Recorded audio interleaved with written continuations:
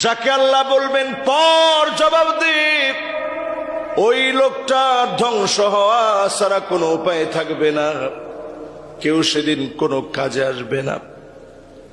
আজকে দুনিয়ার জীবনে সামান্য বৃষ্টির ভিতরে বের হলে বাপ কতভাবে সন্তানকে ছাতি দিয়ে আগলে রাখতে চায়, নিজের শরীর ভিজে যায় তারপরেও সন্তানকে ভিজতে দেয় না।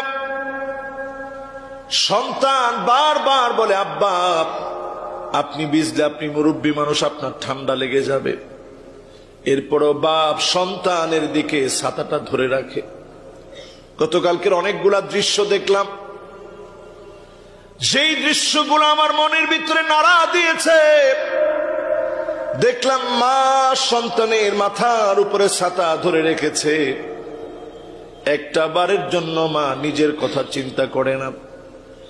বাপ সন্তানের মাথার উপরে ছাতা ধরে রেখেছে, একটা বার নিজের কথা ভাবে না। রিকশায় চড়েছে, অধিক অংশ কাগজটা সন্তানের দিকে দিয়ে রেখেছে, প্লাস্টিকের পলিথিন সন্তানের দিকে দিয়ে রেখেছে, সন্তানের যেন জ্বর না আসে।